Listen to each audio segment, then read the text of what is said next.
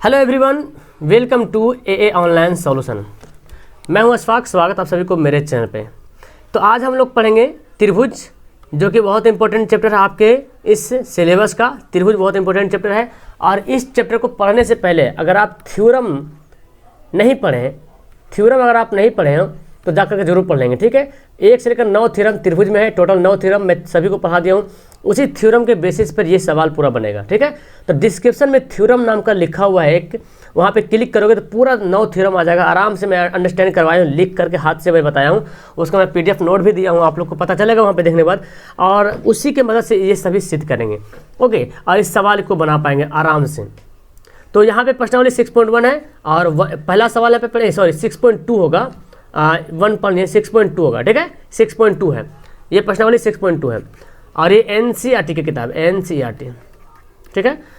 अब यहाँ पे सवाल कुछ अधूरा है, ये बोलता है कि आकृति दिया हुआ है, ये 6.17 आकृति दिया हुआ है, 6.17 बोलता है क्या, दो सवाल, एक पहला यहाँ पे आकृति ये है, दूसरा आकृति ये है और इसमें DE BC के बराबर, यानी कि त्रिभुज का नाम यहाँ पे दिया हुआ है ABC और DE, ये आपका दिया हुआ अधूरा है, यहाँ पे दे दिया मैंने। यहाँ पे दिया 1.5 दे दिया है सेंटीमीटर में, 1 सेंटीमीटर है ये, और 3 सेंटीमीटर है लिखा हुआ है यहाँ पे, सेंटीमीटर यहाँ पे लिख देते हैं, सेंटीमीटर है और ये खाली है, ठीक है। इसी तरह से यहाँ पे अगर देखा जाए तो इस त्रिभुज में ABC भी है और यहाँ पे इसी तरह से DE नाम है, DE। इसका वैल्यू दे दिया गया है 1.8 सेंटीमीटर इधर है, AE है, और 5.4 सेंटीमीटर EC है, और DE है, DB जो है 7.2 सेंटीमीटर है, ठीक है। इतना दिया हुआ है। अब ये सवाल बोलता है क्या है, पहला में कि जो है DE BC के समांतर है, ये DE जो है BC के समांतर है, और दूसरा में क्या है कि EC, और दूसरा में क्या बोलता है इसमें भी, यानी कि ये जो है ना पहला दूसरा दोनों में DE BC के समांतर है, इसमें भी DE BC के समांतर, क्योंकि सबका नाम दोनों का नाम सेम है तो DE BC के समांतर, इधर भी DE BC के समांतर होगा और इधर भी DE BC के समांतर होगा, ऐसा में। तो बोलता है कि EC निकालना है, इसमें से क्या निकालना है, EC, ये देखो EC निकालना है, और इसमें क्या निकालना है, AD, इसमें हमको निकालना पड़ेगा AD। अब देखो इसको कैसे बनाएंगे, तो आप पढ़े हैं ना, थ्योरम पढ़े, मेरे ख्याल से थ्योरम तो पढ़ लिए होंगे आप। तो चलो पहले 1 का आंसर सोल्व करते हैं। 1 का 1 में आपको क्या दिया हुआ है, त्रिभुज ABC में, त्रिभुज ABC में क्या है कि DE BC क्या है, समांतर दिया हुआ है, DE BC क्या है, समांतर है। तो यहाँ पे लिखेंगे चूंकि DE समांतर है BC का। अब जब DE BC समांतर होता है तो मैंने आपको पढ़ाया था थ्योरम में कि जो थेल्स प्रमेय था, जब ये दो रेखाएं आपस में समांतर होती है तो AD बटा DB ये अनुपात और AE बटा EC ये दोनों अनुपात आपस में क्या होती है, बराबर होती है। समझ में आ रहा कुछ, AD बटा DE ये अनुपात और AE बटा EC ये दोनों अनुपात जो आपस में बराबर होता है। अब ये तीर के निशान चाहे ऐसे रहे या इधर से रहे, उससे कोई मतलब नहीं, बराबर होना चाहिए। अगर समांतर रेखा है तो बराबर होगी। अब ये मैं जो सेकंड वाला है ना, उसका मैं फिगर ही कुछ उल्टा बनाऊंगा, सेकंड वाला कुछ इस तरह से बनेगा फिगर, तो फिगर बन नहीं पा रहा था इस तरह से, अर्थात मैं सेकंड जब सोल्व करूँगा तो इसको मैं बताऊँगा। फिलहाल पहला देख लो। तो इसमें आपको पता चल गया कि AD बटा DB और AE बटा EC होगा, तो यहाँ पे लिखेंगे इसलिए AD बटा DE क्या है, AD बटा DB, AD बटा DB ये किसके बराबर होगा, AE बटा EC का, ये बराबर होगा। और यहाँ पे देखो जी, चूँकि यहाँ पे दिया हुआ है AD कितना दिया हुआ है, 1.5 दिया हुआ है और DB दिया हुआ 3, तो यहाँ पे लिख लेते हैं AD दिया 1.5 और DB दिया 3, ठीक है। और AE देखो, AE कितना दिया 1 सेंटीमीटर, और EC नहीं दिया तो EC को EC ही रहने देना, चूँकि EC तो निकालना भी है, EC को ऐसे रहने देते हैं। अब देखो ऐसा करो, EC को 1.5 से गुना करेंगे तो 1.5 EC हो जाएगा, और 3 को 1 से गुना करेंगे तो क्या होगा, 3 होगा। अब हमको EC निकालना है ना, तो 1.5 गुना है तो इधर क्या बन जाएगा, भाग बनेगा 1.5। अब आपको पता है कि पॉइंट काटेंगे तो नीचे 10 बनेगा, 10 ऊपर चल जाएगा, तो ऊपर चल जाएगा तो बचेगा यहाँ पे ऊपर 10। तो देखो कितना हो गया, 10 दें 30 बटा 10 30 बटा 15, अब 15 दूना 30, इसलिए EC बराबर क्या आ गया, 2 आ गया। यही आपका क्या हो गया आंसर, 2 सेंटीमीटर। अब आप चाहो तो इसको चेक कर सकते हो, क्या ये दोनों वाकई में बराबर है, बराबर है, क्योंकि जब समांतर है तो वाकई में बराबर ही होना चाहिए, है ना।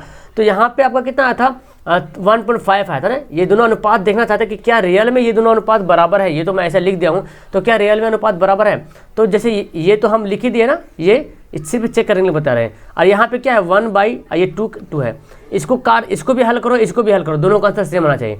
तो इसको देखो 1.5/3 है, इसको हल करोगे तो 15 से काटेंगे 0 नीचे आ जाएगा, 15 दूना 30, 1/2 आया कि नहीं आया। और यहाँ पे तो ऑलरेडी 1/2, तो दोनों का रेशियो क्या आया, बराबर आया।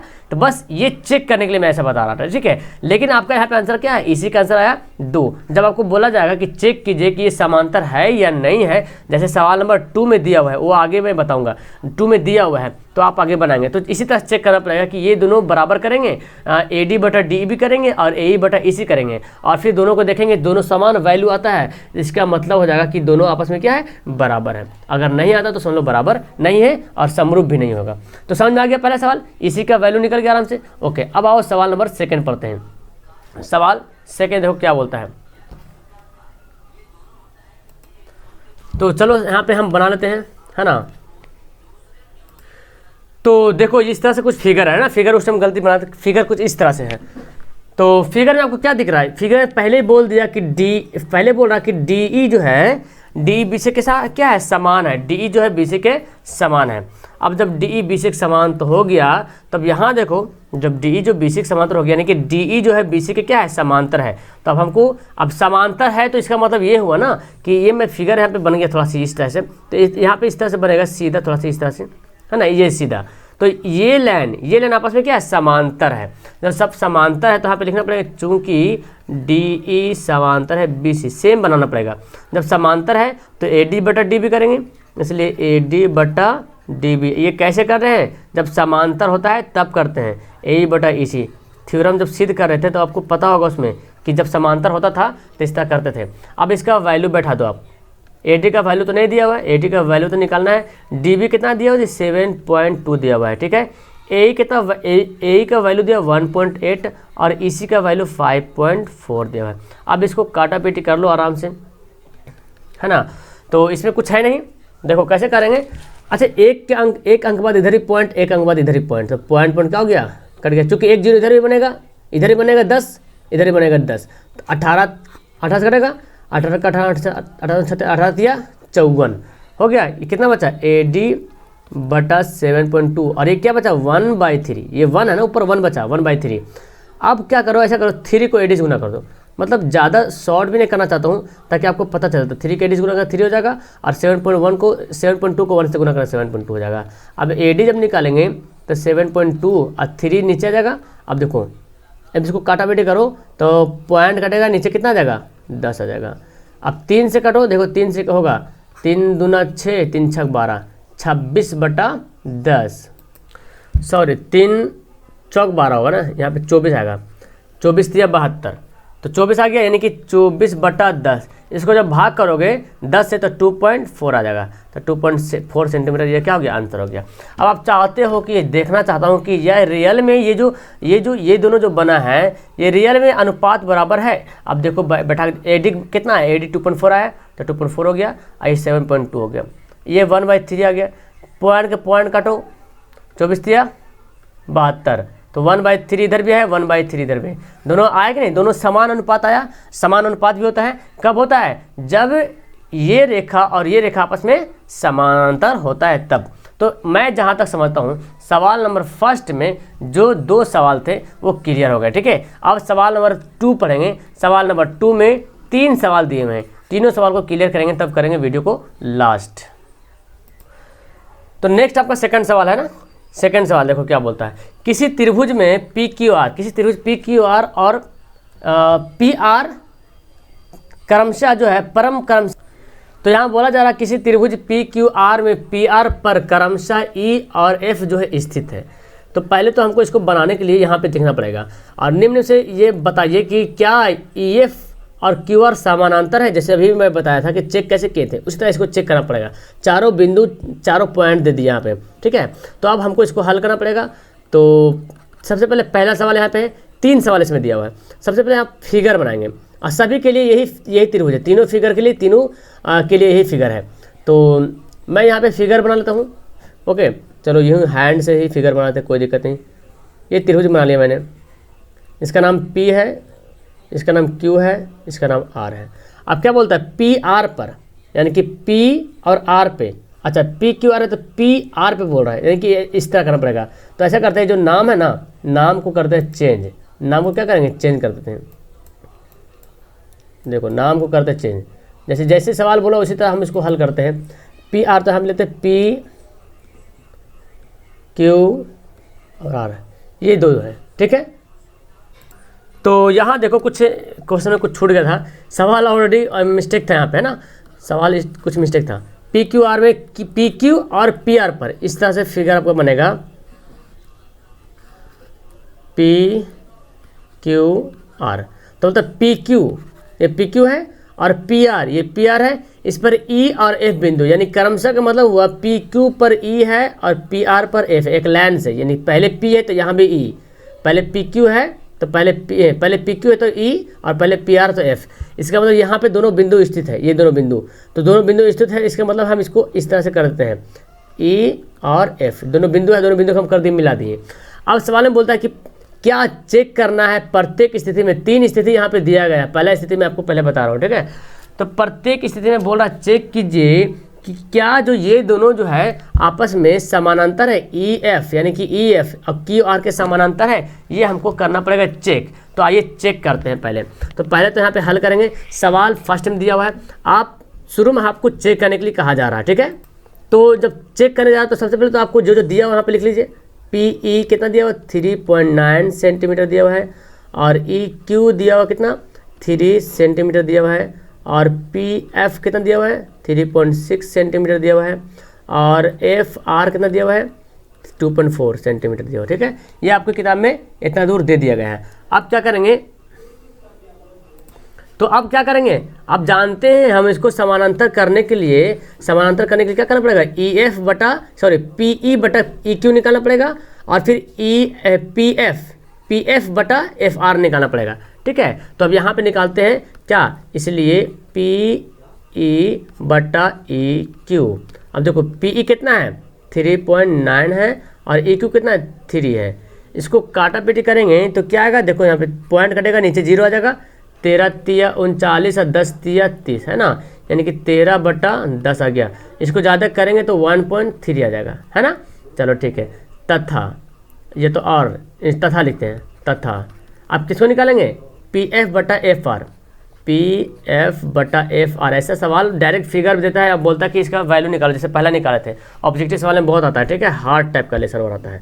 तो पी एफ कितना दिया हुआ है, पी एफ 3.6 है, और एफ आर कितना है, 2.4 है। इसको भी काटा पीटी करो तो यहाँ पर आप काटोगे, पॉइंट पर तो काट दो, 6 छक 36, 4 छक 24, तो 6 बटा 4। इसको और काटो तो 3 दूना 6, 2 दूना 4, 3/2। इसको भाग करेंगे तो कितना आएगा, इसको भाग करो तो भाग करेंगे तो पॉइंट में आएगा, लेकिन इसके बराबर आएगा। देखो भाग कर ही लो, 2 एकम 2 और पॉइंट आ जाएगा, 2 25 10, इस तरह से कुछ आएगा, फिर भी नहीं कटेगा पूरा ना, फिर भी पूरा नहीं कटेगा। हाँ तो 1.5 आएगा, ठीक है। 2 से भाग करो, 3 से, 2 एकम 2, देखो 1.5 आया यहाँ पे, ठीक है। और ये 1.3 क्या आपस में बराबर है, नहीं बराबर है। तो यहाँ पे लिखेंगे, इसलिए पी ई, ये वाला पी ई बटा ई क्यू बराबर नहीं है पी एफ बटा एफ आर के। इसलिए अतः ई एफ बोल रहा ना, ई एफ समांतर है, ई एफ क्यू आर के समांतर है, तो अतः ई एफ समांतर नहीं है किसका, यहाँ देखो क्यू आर का, तो यहाँ पे हो जाएगा क्यू आर, और यही आपका क्या हो जाएगा, आंसर हो जाएगा। आया समझ में। तो इसी तरह से दोनों क्वेश्चन को चेक करना है। समझ में आ गया पहले सवाल। अब सवाल नंबर 2 पढ़ते हैं। हाँ तो नेक्स्ट सवाल देखो, उसी तरह से सेम सवाल है ना, सेम सवाल इसी तरह से वही आपका ये रहेगा, है ना, वही इसी तरह से एक त्रिभुज बनेगा, पी क्यू आर रहेगा, और ये यहाँ पे बिंदु रहेगा ई एफ, है ना, ये बिंदु रहेगा। अब चेक करना है इसके लिए, तो पहले तो हल यहाँ पे जो दिया हुआ है, पी ई बराबर दिया हुआ है 4 सेंटीमीटर, और क्यू ई दिया हुआ है 4.5 सेंटीमीटर। देखो क्यू ई बोले या ई क्यू बोले, बात बराबर है कि नहीं है, बिल्कुल।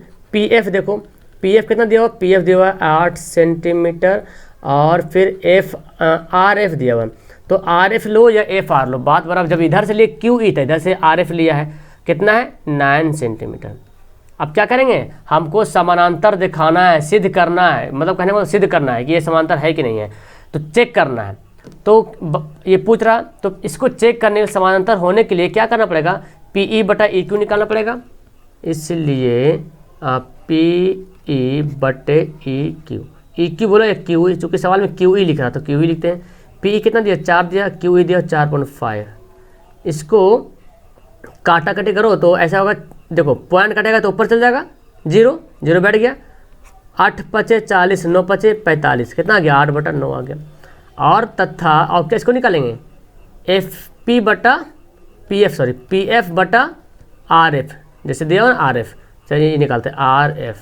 तो पी एफ कितना दिया हुआ है जी, पी एफ दिया हुआ 8 और आर एफ दिया कितना 9 दिया। देखो मिल गया ना दोनों जी, दोनों मिल गया। तो अब यहाँ पे लिखेंगे इसलिए पी ई बटा क्यू ई बराबर है, किसके बराबर है, पी एफ बटा आर एफ के, ये दोनों बराबर है। अतः जब ये दोनों बराबर है, दोनों समान अनुपात का हो रहा, इसका मतलब कि ई एफ और क्यू आर आपस में क्या है, समांतर है। ठीक है, अतः ई एफ समांतर है क्यू आर का। हो गया आंसर। ये तो चेक करना था कि चेक करना कि समांतर है या नहीं, आया समझ में। तो इस तरह से सवाल आपके एग्जाम में भी आते हैं, एग्जाम में भी दिया रहेगा। अच्छा ये तो आपको पता चल गया कि इस चारों दिया हुआ है, 4 में से किसी एक को गायब कर देगा, अब बोलेगा इसका वैल्यू निकालो, जैसे अभी बनाए थे पहला सवाल। ये सवाल बहुत एग्जाम में आता है, ठीक है, एक ना एक क्वेश्चन तो पक्का ऐसा वाला रहेगा, वैल्यू गायब रहेगा। अब जब तक आप पाइथागोरस थ्योरम नहीं क्या बोलते हैं थेल्स प्रमेय जब तक नहीं जानोगे तो बना नहीं पाओगे। कितना ईजी है, नहीं जानने पे बहुत हार्ड है और जानने पे बहुत ईजी है। चलो अब सवाल नंबर 3 पढ़ेंगे, फिर वीडियो को करेंगे लास्ट। ओके, तो अब यहाँ पे सवाल नंबर 3, चलो आप लोग भी फटाफट इसको बनाओ, है ना, जिसको सबको बनाने तो आ गया होगा, बनाओ इसको फटाफट। अब बोलो क्या समांतर है या नहीं है। तो एक तो इस तरह त्रिभुज बना लेंगे, आप एग्जाम में एक ही बार बनाना, ठीक है, किताब में एक ही बार बनाएंगे, कॉपी में आप पी क्यू आर, ये दिया हुआ है ई और एफ, चेक करना वही। तो पहले तो दिया हुआ यहाँ पे पी क्यू बराबर दिया हुआ है 1.28। देखो जो मैं एनसीईआरटी किताब का जो सवाल बता रहा हूँ उन सभी सवालात को अपने कॉपी पर नोट करते जाना, ठीक है, यानी कि आप अपना कॉपी को एनसीईआरटी बना लो। एनसीईआरटी का हर एक क्वेश्चन, हर एक एक्सरसाइज का एक क्वेश्चन लिखा होना चाहिए कॉपी पर, मैं पूछूंगा किसी से भी। अच्छा ठीक, पी आर देखो दिया हुआ 2.56। अच्छा बहुत सारे स्टूडेंट जो बाद में आ रहे हैं देख रहे हैं उनको लग रहा होगा कि सर क्या पूछेंगे आप। अच्छा ये जो है ना गलती लिखा हुआ है, पीई लिखा हुआ है, पीई, तो पीई यहाँ पे दिया लेंगे, मैं बताऊंगा 0.18 सेंटीमीटर। और फिर आरएफ बोलो, सॉरी यहाँ पे क्या है आरएफ होगा ना, आरएफ होगा पीएफ। ओके, तो ये सही है, पीएफ दिया हुआ, ठीक है, पीएफ बराबर, तो यहाँ पे लिख देते हैं, सॉरी पीएफ, हाँ ये पीएफ, ये पीएफ द्वारा दिया हुआ है 0.36। अब आप सोच रहे सर पीई तो दिया है लेकिन ई क्यू नहीं दिया हुआ है, और पीएफ तो दिया लेकिन आरएफ नहीं दिया हुआ है। तो अब आप इतना तो समझदार हो गए होंगे कि जब पीई दे दिया है और पीक्यू दे दिया है तो पीक्यू में पीई को घटा देंगे। पीक्यू में देखो पीक्यू दिया ना, पीक्यू में अगर पी क्यू घटा देंगे तो क्यू तो निकल जाएगा, क्यू बोलो या ई क्यू। इसको आप दो तरह से बता सकते, दो तरह से बना सकते हो। एक तरह से ऐसे भी बना सकते हो कि पी क्यू या पी क्यू बटा पीई, देखो इसको ऐसे भी बना सकते हैं, पी क्यू बटा पीई, ये वाला भुजा, ये त्रिभुज, यानी कि एक जो दो त्रिभुज दिख रहा ना आपस में समांतर है, चेक करना हमको ना। तो चेक कैसे करेंगे, तो ऐसे भी चेक कर सकते हैं, जब समांतर होगा तो पी क्यू बटा पीई और फिर पी आर बटा पी एफ, ये भी जब चेक करोगे तो आपस में समान आएगा, ठीक है। लेकिन मैं आपको इस तरह से नहीं, जिस तरह से मैं बताया उसी तरह से मैं बताता हूँ ताकि आपको और अच्छी तरीके से क्लियर हो जाए, समझ में आ जाए, जिस तरह से दोनों सवाल को बनाए हैं, ठीक है। तो अब क्या करेंगे, हमको समांतर चेक करने के लिए हमको निकालना पड़ेगा, क्या निकालना पड़ेगा, पी ई बटा ई क्यू निकालना पड़ेगा ना। अब पी ई का वैल्यू कितना दिया, देखो पी ई का वैल्यू दे दिया 0.18, ये तो दे दिया। अब ई क्यू नहीं दिया ना, ई क्यू, तो ई क्यू कैसे निकालेंगे, बोलिए, पी क्यू में पी ई घटा देंगे, पी क्यू में घटा देंगे किसको, पी ई को, तब ई दोनों जब घटा देंगे तो निकल जाएगा, जाहिर सा जब ई दोनों घटाएंगे तो निकल जाएगा। तो 0.18 दिया हुआ है और पी क्यू कितना, देखो पी क्यू दिया 1.28, घटा देंगे किसमें, पी कितना है 0.18, आप इसको घटा दो 0.18 बटा, इसको घटाएंगे तो 8 से 8 गया 0, और 2 में से 1 गया 1, पॉइंट के सामने पॉइंट, 1 के सामने 1। ये तो बनाने आता होगा अच्छे तरीके से, है ना, अच्छे तरीके से आपको बनाने आता है।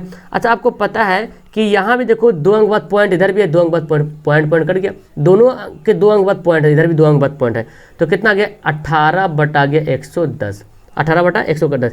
इसको काटेंगे तो देखो 9 दूना 18 होगा, और ये 55 दूना 110 होता कि नहीं, यानी कि 9 बटा 55 आया। आप क्या करते हैं, PF बटा FR निकालते हैं, तो लिखते हैं अब PF बटा FR। तो PF तो यहाँ पे दिया नहीं है ना, दे दिया PF 0.36, PF दे दिया 0.36, लेकिन FR नहीं दिया है ना, FR नहीं दिया।